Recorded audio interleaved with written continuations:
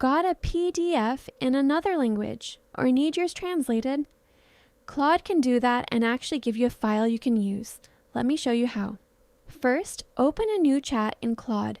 Down here at the bottom of the chat box, you'll see a paperclip or attachment icon. Click that. Find your PDF and select it. I'm using the sample company travel policy, just a regular text-based PDF. Now here's the key part.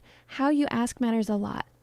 If you just say, translate this, Claude will paste a wall of text into the chat. That's fine to read, but it's not something you can easily save or share.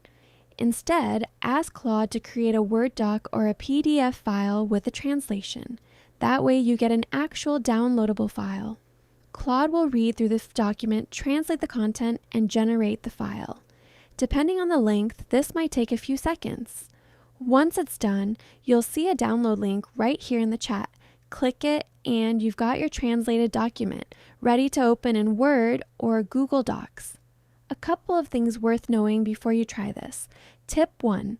Specify your target language clearly.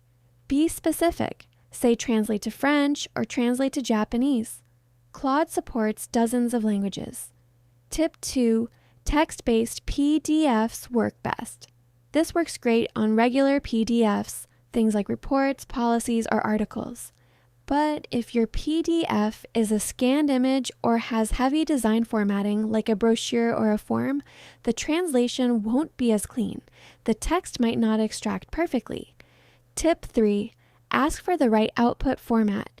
You can ask for a Word doc or a PDF output. Just mention which one you want in your prompt. And that's it. Upload, prompt, download. Way faster than copy-pasting page by page. Give it a try with your own document.